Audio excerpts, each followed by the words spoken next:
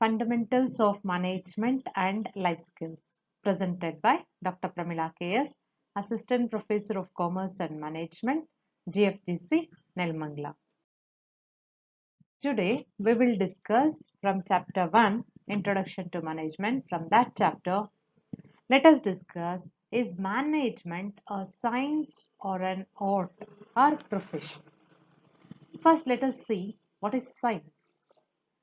Science is a systematized body of knowledge acquired by making thorough observation and experimentation based on certain principles capable of general application.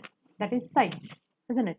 So, science means it is a systematized body of knowledge acquired by making thorough observation and experimentation. Science ಅಂದ್ರೆ ಏನು? Science ಅಂತಂದ್ರೆ ಏನು? ವಿಜ್ಞಾನ ಅನ್ನೋದು ಒಂದು it is acquired through observation. ತುಂಬಾ systematised body of knowledge ಅದು. ಅದನ್ನ ಅಕ್ವೈರ್ ಮಾಡೋದು ಒಂದು ರೀತಿಯ ಅಬ್ಸರ್ವೇಷನ್ಸ್ ಮಾಡಿ, ಆ ಅಬ್ಸರ್ವೇಷನ್ಸ್ ಅನ್ನ ನೋಡಿ ಯಾವ ತರ ಆಗುತ್ತೆ. ಇವಾಗ ಫಾರ್ ಎಕ್ಸಾಂಪಲ್, ಯಾವ ಕೆಮಿಕಲ್ಗೆ ಏನೋ ಒಂದು ಕೆಮಿಕಲ್ ಸೇರಿಸಿದ್ರೆ ಏನಾಗುತ್ತೆ ಅದನ್ನೆಲ್ಲ ಅಬ್ಸರ್ವೇಷನ್ಸ್ ಅನ್ನ ಮಾಡಿ, ಅಥವಾ ಒಂದು ಕೆಲವೊಂದು ಪ್ರಿನ್ಸಿಪಲ್ಸ್ ಅನ್ನೆಲ್ಲ ಅಳವಡಿಸ್ಕೊಂಡು, ಆ ಪ್ರಿನ್ಸಿಪಲ್ ಜನರಲ್ ಅಪ್ಲಿಕಬಿಲಿಟಿ ಇರುತ್ತೆ ಎಲ್ಲಾ ಕಡೆಗೂ. ಫಾರ್ ಎಕ್ಸಾಂಪಲ್ 2+2 ಅಂದ್ರೆ 4, ಎಲ್ಲೋದ್ರೂ ಅದು 4 ಆಗೇ ಇರುತ್ತೆ ಅಲ್ವಾ? ಸೊ ಆ ತರ ಇರುವಂತ ಕರೆಕ್ಟ್ ಆಗಿ ಹೀಗ್ ಮಾಡಿದ್ರೆ ಹೀಗೆ ಆಗುತ್ತೆ ಅಂತ ಹೇಳುವಂತ ಒಂದು ಸಬ್ಜೆಕ್ಟ್ ಅದು. ಸೊ ಸೈನ್ಸ್ ಅಂತ ಹೇಳಿದ್ರೆ it is acquired through observations and experimentations. It depends on certain principles. So ಇದೇ ತರ ಅದನ್ನ ಸೈನ್ಸ್ ಅಂತ ಹೇಳ್ತೀವಿ. ಸೊ ಇವಾಗ ನಾವು ಮ್ಯಾನೇಜ್ಮೆಂಟ್ ಅನ್ನ ಸೈನ್ಸ್ ಅಂತ ಕರಿಬಹುದಾ ಅಂತ ಹೇಳಿದಾಗ, the term management involves providing a body of principles or laws for solution of specific management problems and the objective evaluation of results. Further, the analysis of the functions of management has led to the development of certain principles which are useful for solving concrete business problems in future. ನಾವಿವಾಗ management ಅನ್ನ science ಅಂತ ಕರಿಬಹುದು. ಅಂದ್ರೆ management ಅಲ್ಲೂ ಹಾಗೇನೆ ಅದ್ರಲ್ಲಿ ಏನಾಗುತ್ತೆ, ಏನಾದ್ರೂ ಒಂದು ಕೆಲವೊಂದು ಟರ್ಮ್ ಮ್ಯಾನೇಜ್ಮೆಂಟ್ ಅಂತಂದ್ರೆ ಅದನ್ನು ಅಷ್ಟೇ, ಏನಾದ್ರೂ ಒಂದು ಪ್ರಾಬ್ಲಮ್ಸ್ ಅನ್ನ ಸಾಲ್ವ್ ಮಾಡೋದಕ್ಕೆ it also provide certain principles and loss for solving management problems. And future ಅಲ್ಲಿ ನಮ್ಗೆ ಏನಾದ್ರೂ ಅದೇ ತರ ಪ್ರಾಬ್ಲಮ್ ಬಂದ್ರೆ ಆ ಪ್ರಿನ್ಸಿಪಲ್ಸ್ ಇಟ್ಕೊಂಡು we can solve the problems ಅಂತ. ಸೊ ಹಾಗೆ ನೋಡಿದ್ರೆ, so management is a science because science is also body of knowledge which is acquired through observation and experimentation based on certain principles. So management it is also acquired through certain principles. That is also body of knowledge which is acquired through observation and experimentation based on certain principles. So hige helbekadre, so management is science anta ಹೇಳ್ತೀವಿ. Okay, next, is it an art ಅಂತ ಹೇಳ್ತಾರೆ. Art ಅಂದ್ರೆ ಏನು? ಕಲೆ. ಕಲೆ ಅಂದ್ರೆ ಏನು? ಕಲೆ ಅಂದ್ರೆ it is concerned with application of skill or knowledge so acquired. ಎಷ್ಟು ಚೆನ್ನಾಗಿ ನಾವು ನಮ್ಮ ಸ್ಕಿಲ್ಸ್ ಅನ್ನ ಬಳಸ್ಕೊತಾ ಇದ್ದೀವಿ ಅನ್ನೋದು ಕಲೆ ಅಲ್ವಾ? ಸೊ ಮ್ಯಾನೇಜ್ಮೆಂಟು ಅದೇ, ಇರುವಂತ ಪ್ರಿನ್ಸಿಪಲ್ಸ್ ನ ಎಷ್ಟು ಚೆನ್ನಾಗಿ ಅಳವಡಿಸ್ಕೊಂಡು ಎಷ್ಟು ಚೆನ್ನಾಗಿ ನಾವು ಕೆಲಸನ ಮಾಡಿಸ್ತೀವಿ. ವಾಟ್ ಈಸ್ ಮ್ಯಾನೇಜ್ಮೆಂಟ್ ಅಂತಂದ್ರೆ getting things done through others ಅಂತ ಹೇಳ್ತೀವಿ. ಬೇರೆಯವ್ರ ಹತ್ರ ಕೆಲಸ ಮಾಡಿಸ್ಬೇಕು ಅಂತಂದ್ರೆ ಅಲ್ಲಿ ನಮ್ಗೆ ಅಥಾರಿಟಿ ಇದೆ ಇದ್ರೂನು ಬೇರೆಯವ್ರ ಹತ್ರ ಕೆಲಸ ಮಾಡಿಸ್ತೀವಲ್ವಾ, ಅದು ಒಂದು ಕಲೆ. So management is both science as well as an art ಅಂತ. ಸೊ ಮ್ಯಾನೇಜ್ಮೆಂಟ್ ಅನ್ನ ಒಂದು ವಿಜ್ಞಾನ ಅಂತಾನು ಹೇಳ್ತೀವಿ, ಮತ್ತೆ ಅದು ಕಲೆ ಅಂತಾನು ಹೇಳ್ತೀವಿ. So management is both science as well as art ಅಂತ ಒಪ್ಕೊಂಡು. Next, is management profession. Is management a profession ಅಂದ್ರೆ ಫಸ್ಟ್ ಪ್ರೊಫೆಷನ್ ಅಂದ್ರೆ ಏನು ಅಂತ ಗೊತ್ತಿರಬೇಕು ಅಲ್ವಾ? ಸೊ ಮ್ಯಾನೇಜ್ಮೆಂಟ್ ಒಂದು ವೃತ್ತಿನಾ ಅಂತ ಕೇಳ್ತಾರೆ. ಸೊ ವೃತ್ತಿ ಅಂದ್ರೆ ಇಲ್ಲಿ ಏನು? So let us see what are the characteristics of profession. There must be an organized and systematized body of knowledge, principles and techniques. So profession ಅಂತ ಹೇಳ್ಬೇಕಂತಂದ್ರೆ ಅಲ್ಲಿ there must be a body of knowledge, principles and techniques ಇರಬೇಕು. And then conscious acquisition of that knowledge, ಆ knowledge ನ ಪಡ್ಕೊಂಡಿರ್ಬೇಕು. Entrance into profession is restricted by standards established by an association of that profession. ಈಗ ಎಲ್ರೂ doctor ಅಂತ ಹೇಳ್ಕೊಳಕ್ಕಾಗಲ್ಲ. Doctor ಅಂತ ಹೇಳ್ಕೋಬೇಕು ಅಂತಂದ್ರೆ ಆ MBBS ಸರ್ಟಿಫಿಕೇಟ್ ಇರ್ಬೇಕು ಅಲ್ವಾ.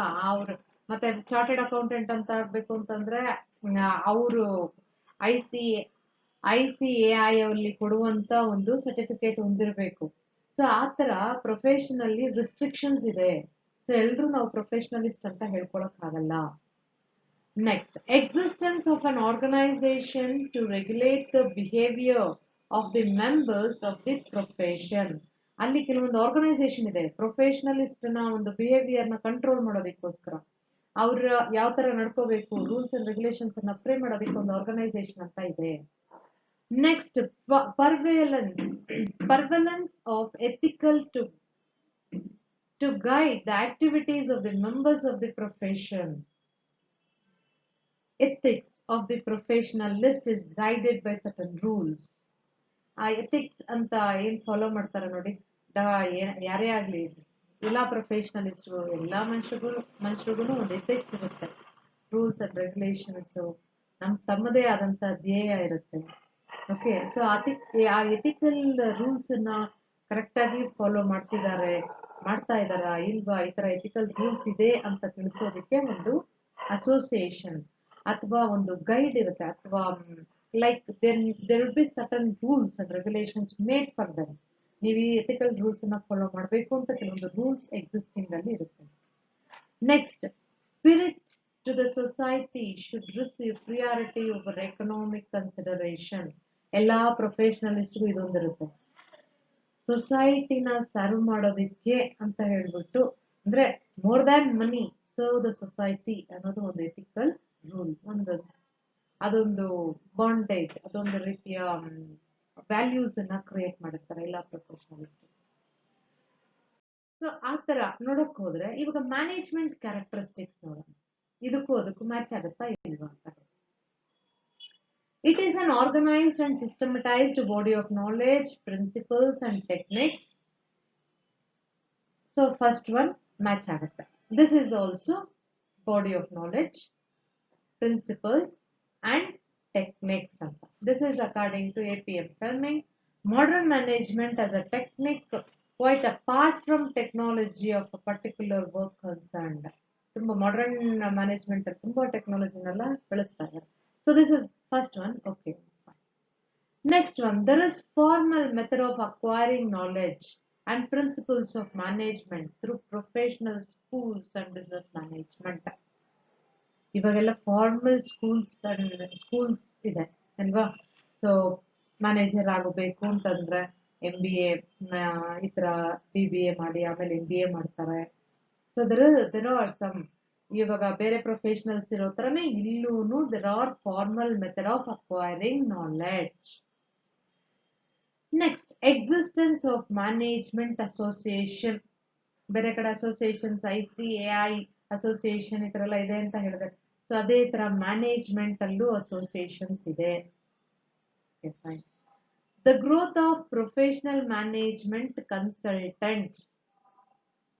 ಇವ್ರು ಹೇಗೆ ಅಂದ್ರೆ, ನಾವು ಏನಾದ್ರು ಮೈಗೆ ಹುಷಾರಿಲ್ಲ ಅಂದ್ರೆ ಡಾಕ್ಟರ್ನ ಕನ್ಸಲ್ಟ್ ಮಾಡೋಕ್ ಹೋದಾಗೆ ನಮ್ಮ ಆರ್ಗನೈಸೇಷನ್ಗೆ ನಾವು ತೊಂದರೆ ಆಯ್ತು ಅಂದ್ರೆ ಮ್ಯಾನೇಜ್ಮೆಂಟ್ ಕನ್ಸಲ್ಟೆಂಟ್ಸ್ ನ ಹೋಗಿ ನಾವು ಮೀಟ್ ಮಾಡಬಹುದು, ಅವ್ರು ನಮ್ಗೆ ಸಹಾಯ ಮಾಡ್ತಾರೆ. And next, the growing emphasis on ethical standards of managerial personals. So ethical standards, ನಮ್ಮ ಮ್ಯಾನೇಜ್ಮೆಂಟ್ ಅಲ್ಲೂ ಒಂದು ಎಥಿಕಲ್ ಸ್ಟ್ಯಾಂಡರ್ಡ್ಸ್ ಬರ್ತಾ ಇದೆ, ಅವ್ರಿಗೂ ವ್ಯಾಲ್ಯೂಸ್ ಗೊತ್ತಾಗ್ತಾ ಇದೆ. ಮೊದಲೆಲ್ಲ ಮಾರ್ಕೆಟಿಂಗ್ ಅಂತಂದ್ರೆ ಬರೀ ಸುಳ್ಳು ಹೇಳೋದನ್ನೇ ಮಾರ್ಕೆಟಿಂಗ್ ಅಂತ ತಗೋತಾ ಇದೆ. ಏನಾದ್ರೂ ಮಾಡಿ ಒಟ್ನಲ್ಲಿ ಅವ್ರ ಪ್ರಾಡಕ್ಟ್ ಅನ್ನ ಸೇಲ್ ಮಾಡ್ಬೇಕಾಗಿತ್ತು. ಸೊ ಅದನ್ನ ಒಂಥರ ಮಾರ್ಕೆಟಿಂಗ್ ಅಂತಂದ್ರೆ ಅದಕ್ಕೂ ಸುಳ್ಳು ಹೇಳೋದಕ್ಕೂ ಏನು ತುಂಬಾ ದೂರ ಇರ್ತಿರ್ಲಿಲ್ಲ. So something they have to sell it. So for that they were using all techniques. ಇವಾಗ ಆ ಥರ ಅಲ್ಲ, ಎಥಿಕಲ್ ವ್ಯಾಲ್ಯೂಸ್ ಇಲ್ಲೂ ಬೆಳೆದು ಬರ್ತಾ ಇದೆ. And next, the growing emphasis on social responsibility of management. ಇಲ್ಲಿ ಅವಾಗಲೇ ಹೇಳಿದೆ, ದುಡ್ಡಿಗಿಂತ ಜಾಸ್ತಿ ಸೊಸೈಟಿ ವೆಲ್ಫೇರ್ ಬಗ್ಗೆ ಕೇರ್ ಮಾಡಬೇಕು ಪ್ರೊಫೆಷನಲಿಸ್ಟ್ ಅಂತ. ಸೊ ಇಲ್ಲೂ ಮ್ಯಾನೇಜ್ಮೆಂಟ್ ಅಲ್ಲೂ ಇದನ್ನ ಕಾಳಜಿಯನ್ನ ನೋಡ್ತಾ ಇದ್ದೀವಿ. ನಾವು ಇಟ್ಸ್ ಗ್ರೋಯಿಂಗ್, ಸೋಷಿಯಲ್ ರೆಸ್ಪಾನ್ಸಿಬಿಲಿಟಿನ ತುಂಬಾ ಕಾಳಜಿ ವಹಿಸಿ ತಗೋತಾ ಇದ್ದಾರೆ. ಯಾಕಂದ್ರೆ ಸೊಸೈಟಿ ಚೆನ್ನಾಗಿದ್ರೇನೆ ಅವರು ಅಲ್ಲಿ ಬಿಸ್ನೆಸ್ ನಡೆಸಲಿಕ್ಕೆ ಸಾಧ್ಯ. So an analysis of characteristics of management indicates that it does not possess all essential characteristics of profession, like recognized professions such as medicine and law. Management does not have norms of managerial behavior, common rules and uniform code. ಕೆಲವೊಂದೆಲ್ಲ match ಆಗುತ್ತೆ, but ಏನ್ ಗೊತ್ತಾ, ಕೆಲವೊಂದು characteristics match ಆಗಲ್ಲ. ಇಲ್ಲಿ ನಾವ್ ಹೇಳಿದ್ವಿ, ಇವಾಗ ಡಾಕ್ಟರ್ ಆಗ್ಬೇಕು, ಲಾಯರ್ ಆಗ್ಬೇಕು ಅಂತಂದ್ರೆ, ಡಾಕ್ಟರ್ ಆಗ್ಬೇಕಂದ್ರೆ MBBS ಮಾಡ್ಲೇಬೇಕು, ಲಾಯರ್ ಆಗ್ಬೇಕಂದ್ರೆ ಅವ್ರು ಲಾ ಓದಿರ್ಲೇಬೇಕು, ಪಾಸ್ ಆಗಿರ್ಲೇಬೇಕು. ಬಟ್ ಮ್ಯಾನೇಜರ್ ಆಗ್ಬೇಕು ಅಂದ್ರೆ ಕೆಲವೊಮ್ಮೆ ಅವರು ಆಕ್ಚುಯಲ್ ಕ್ವಾಲಿಫಿಕೇಶನ್ ಇಲ್ದೇನು ಮ್ಯಾನೇಜರ್ ಆಗ್ತಾರೆ. ಓಕೆ, ಸರ್ಟನ್ ಕ್ಯಾರೆಕ್ಟರಿಸ್ಟಿಕ್ಸ್ ಫುಲ್ಫಿಲ್ ಮಾಡ್ತಾ ಇಲ್ಲ, ಎಲ್ಲಾ ಕ್ಯಾರೆಕ್ಟರಿಸ್ಟಿಕ್ಸ್ ಮ್ಯಾಚ್ ಆಗ್ತಾ ಇಲ್ಲ, ಕೆಲವೊಂದೆಲ್ಲ ಮ್ಯಾಚ್ ಆಗುತ್ತೆ. ಸೊ ಹಂಗಾಗಿ ಇದನ್ನ ನಾವು ಮ್ಯಾನೇಜ್ಮೆಂಟ್ ಇಸ್ ಪ್ರೊಫೆಷನ್ ಅಂತ ಹೇಳಲಿಕ್ಕಾಗಲ್ಲ, but it is in the path of profession. ನಾವು ಇವಾಗಿರುವಂತ ಟ್ರೆಂಡ್ಸ್ ಏನ್ ಇಂಡಿಕೇಟ್ ಮಾಡುತ್ತೆ ಅಂದ್ರೆ, management is moving in the direction of a profession. Okay, ಇದು ಪ್ರೊಫೆಷನ್ ಅನ್ನಿಸ್ಕೊಳ್ಳೋ ರೀತಿನಲ್ಲಿ ಆ ದಾರಿನಲ್ಲಿ ನಡೆದು ಬರ್ತಾ ಇದೆ. Okay, so is management a science or art or profession? Usually 5 mark question ಬರುತ್ತೆ. ಸೊ ಅದರಲ್ಲಿ management is science and art ಅನ್ನೋದ್ರಲ್ಲಿ ನೋ ಡೌಟ್ ಅದನ್ನು ಹೇಳ್ಬೋದು. ಬಟ್ ಅಲ್ಲಿ ಪ್ರೊಫೆಷನ್ ಅಂತ ಬಂದಾಗ ಕ್ಯಾರೆಕ್ಟರಿಸ್ಟಿಕ್ಸ್ ಅನ್ನ ಮ್ಯಾಚ್ ಮಾಡಿ ಎರಡೂ ಕ್ಯಾರೆಕ್ಟರಿಸ್ಟಿಕ್ಸ್ ಬರ್ತೀವಿ. So to some extent the management and profession are one and the same, but it is not I mean, all the characteristics of management and professions are not matching. Okay, so for that sake, you can't say the management is totally profession. So management and totally profession ಅಂತಾನು ಹೇಳಲಿಕ್ಕಾಗಲ್ಲ. But it is in the path of, it is moving in the path of profession ಅಂತ ಹೇಳ್ತೀವಿ. Okay, 5 mark question ಒಂದು ಬರುತ್ತೆ.